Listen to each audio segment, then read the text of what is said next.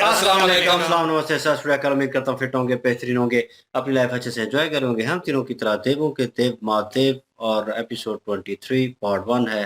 Like share subscribe कर दें। Straight चलते हैं वीडियो की तरफ। उनका नाम है Mohammad Samir Khokhar, Rana Mohammad Ali, Malik Saklani Iqbal. So guys let's start. पिताजी अवश्य सती के बारे में पूछेंगे अदिति, और वो है कि ख्याति दीदी, सती जानती है कि पिताजी महामंडल की बैठक के लिए प्रस्थान करने वाले हैं और ऐसे में वो अपनी ओर से विलंब करे, ये संभव नहीं। बात कुछ और ही है। मुझे बहुत चिंता हो रही है अदिति। अरे सती के साथ राग रागिनी?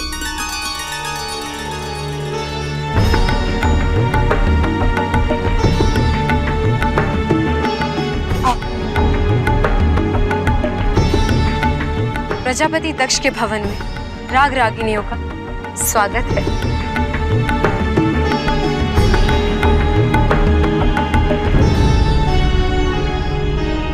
ये तो हमारा सौभाग्य है। वसंत उत्सव में आपने हमें आमंत्रित किया, लेकिन हमारा स्वागत तो पहले ही हो चुका, देवी सती के द्वारा, जो हमें लेने के लिए स्वयं वन तक आई थीं। आप लोगों को लेने के लिए वन तक? किंतु तुम तो जल लाने नदी तक गई थी ना, फिर ये सब कहाँ मिले तुम्हें? और सती, गगरी कहाँ है तुम्हारी? जल निकल नहीं आई। सती, क्या हुआ तुम्हें? कुछ बोल क्यों नहीं रही हो? ये तो महादेव के संगीत का जादू है, इतना शीघ्र कैसे उतरेगा?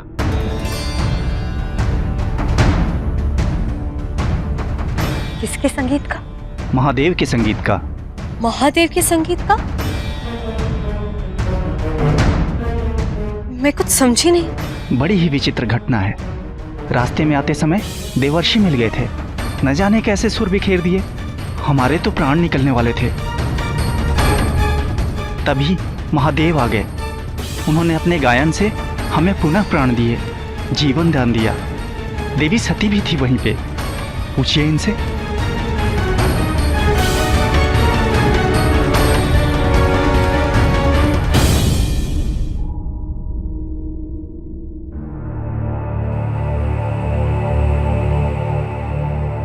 आप सब भवन में चलकर विश्राम कीजिए, आपके लिए अतिथि कक्ष तैयार है। आई।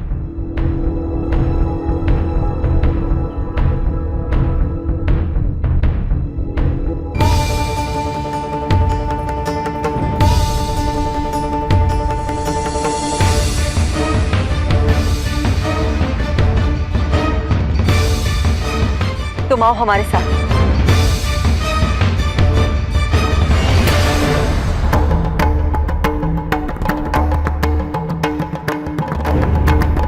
मूर्ख हो, अबोध हो, पागल हो, क्या हो?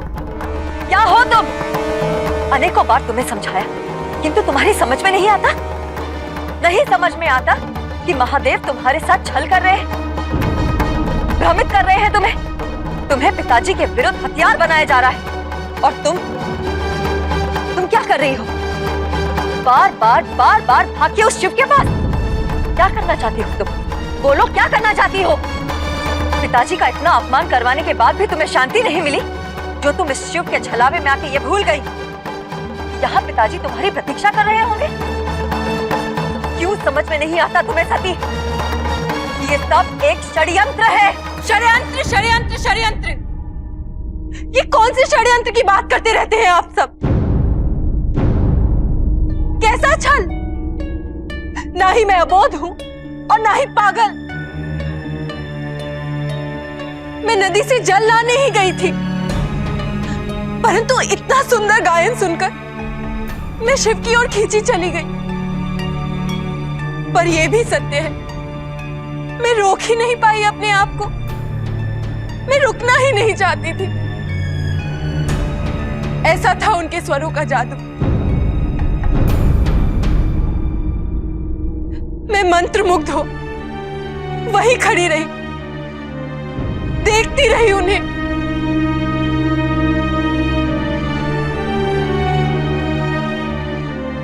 छलावा ही था तो उन्हें मेरे आकर्षण का लाभ उठाना चाहिए था, परंतु उन्हें तो मेरी परवाह ही नहीं, जैसे मेरी उपस्थिति उनके लिए कोई महत्व ही नहीं रखती। क्यों क्यों नहीं रखती? क्योंकि मैं उनके लिए कुछ भी नहीं, कुछ भी नहीं। कोई संबंध नहीं है उनका मुझसे, न मित्र का, न शत्रु का, न प्रेम, न द्वेष। वो तो ये भी नहीं जानते होंगे कि मैं प्रजापति की पुत्री हूं, ना ही ये समझ सके होंगे कि मैं उनके गायन से कितनी प्रभावित थी।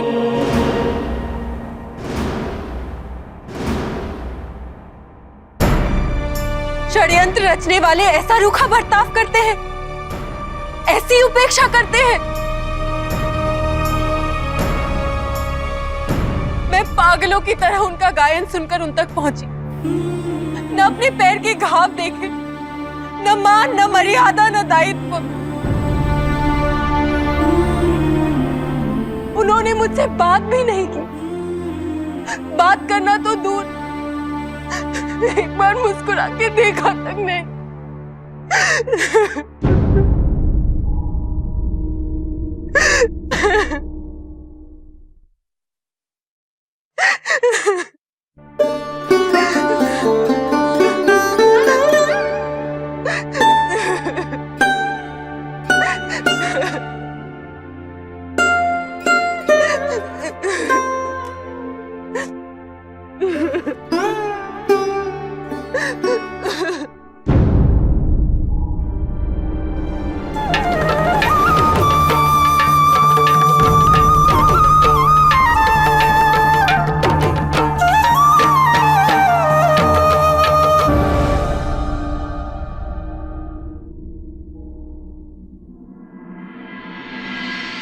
लीजिए, सती को ढूंढने के लिए मैं चंद्रमा को छोड़ पूरे भवन का भ्रमण करके आ रही हूँ।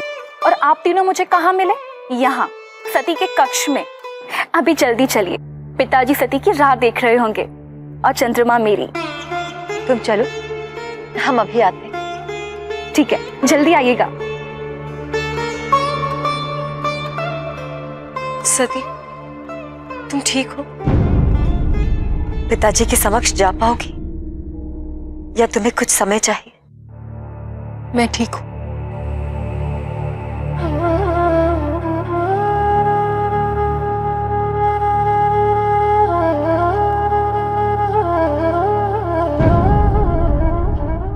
जी, तो ये सिचुएशन थी और ये सब कुछ हो रहा था, लेकिन कसूर इनका भी नहीं है, सती जी का भी। और क्योंकि वो उनको लगता था कि उनकी दीदियाँ जो हैं, उनको भी यही महसूस होता है, जो सती जी महसूस कर रही हैं, वो उनकी दीदियाँ जो हैं, वो महसूस नहीं कर पा रही। और जहाँ तक जो उनके पिता हैं, वो जो हैं प्रजापति पक्ष जो हैं, दक्ष सॉरी, वो जो हैं वो कहीं न कहीं इस चीज़ को उस वे से ले रहे हैं और वो चाहते हैं कि मेरी बच्ची जो है इस चीज़ से हट जाए और वो शिव जी का नाम ना ले, और वो उसको उस साइड पे लेके आना चाहते हैं। इसीलिए उन्होंने इस सती जी के ज़हन में वो चीज़ डाली है कि वो गुमराह कर रहा है और वो तुम्हें इस पक्ष में लेके आना चाहता है और तुम्हें यूज़ करना चाहता है मेरे खिलाफ।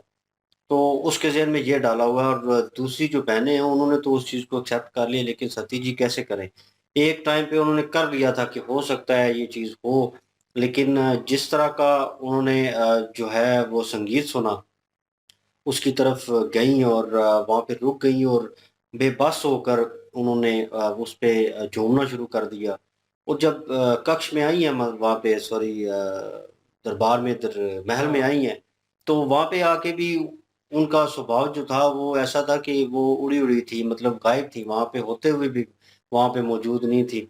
और वो महसूस बातें कर रही थी, बातें हो रही थी उनकी दीदियों की, और वो जो राग रागनी से उनकी हो रही थी। और ये बीच में बिल्कुल एक बुत की तरह साकत थी और एक साइड पे आके करके सोच रही, जैसे बंदा महव होता है अभी भी उस खुमार में होता है, वो सोच रहा होता है कुछ और दोनों की बातों पे ध्यान नहीं था।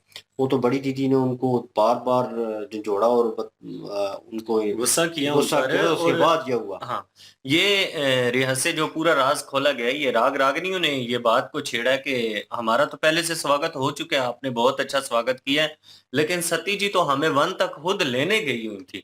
यहाँ से फिर बात छिड़ी है और पूछा गया कि सती जी आपको वन तक लेने गई हुई थी। फिर आगे उन्होंने बताया, उन्होंने कहा कि हाँ, वहाँ पे शिव जी भी थे और उनकी जो संगीत था वो इतना खूबसूरत था कि सती जी जो हैं वो भी वहाँ पे महव हो चुकी थी और वो फिर सारी बात इन्होंने बताई है कि देव ऋषि जो हैं उन्होंने सुर इस तरह के लगाए उससे हम बेहोश हो गए, बल्कि हम तो यहाँ तक कि मौत के मुँह में जा पहुँचे थे। फिर शिव जी आए हैं, शिव जी ने ऐसे सुर लगाए हैं, ऐसे राग सुनाए हैं कि जिनकी वजह से हमारे प्राण जो हैं वो वापस लौटे हैं। और सती जी जो थी वहीं पे थी और शिव जी भी वहां पे गा रहे थे और ये सुन रही थी उनका संगीत सारा। इसलिए इनको वो नशा है, वो मदहोशी है, इसलिए अब ये उतरते उतरते कुछ टाइम तो लगेगा। राग रागनियों को कक्ष में भेज दिया और सती जी को वो ले गई हैं अपने सती जी के कक्ष में। बिल्कुल जी। और जो है अपना दोनों दीदियां जो है वो गुस्सा कर रही थी, लेकिन गुस्सा उनका अपनी तरफ से जो है वो ये समझ रही है कि जानबूझ के जा रही हैं सती जी उधर, और हमारे पिताजी के शत्रु जो हैं वो जिनसे वो पिताजी जो हैं वो नहीं है सही समझते उनकी तरफ जा रही हैं। लेकिन हालांकि असल में ये देखा जाए तो वो खुद नहीं जा रही, वो उनके साथ ऐसी हैपन हो रही हैं। वो तो ये कह रही हैं कि शिव जी तो मुझे मतलब कि पूछते तक नहीं है, अगर षड्यंत्र रचना हो उन्होंने तो फिर तो वो मुझ पे जो है वो कोई ना कोई उस चीज का फायदा उठाएं, लाभ उठाएं। मैं तो खुद चली गई थी वहां पे, लेकिन वो खुद जो है वो मुझे ऐसे देखते हैं जैसे कोई मैं ना शत्रु हूं ना कोई दोस्त हूं ना कोई ऐसी किसी भी रिश्ते से नहीं देख रही। लेकिन ये है कि उनको समझ नहीं आ रही, वो कह रही हैं कि मुझ की तरफ मेरी तरफ तो वो ध्यान ही नहीं देते। उनको तो शायद हो सकता है पता भी ना हो कि मैं प्रजापति की जो है वो पुत्री हूँ। तो इसी चीज पे जो है वो वार्तालाप हो रही थी। पर ये है कि अभी आगे देखते हैं कि आगे क्या होता है। आप अपने पिताजी के पास जा रही हैं तो कैसे जाती हैं, क्या कहती हैं वहां पे जाके। बिल्कुल जी, नेक्स्ट पार्ट पे चलते हैं। प्लीज लाइक शेयर सब्सक्राइब कर दें। इंशाल्लाह मिलते हैं नेक्स्ट वीडियो में। अपना ख्याल रखिएगा, दुआ में याद रखिएगा। तब तक के लिए अल्लाह हाफिज, पीस।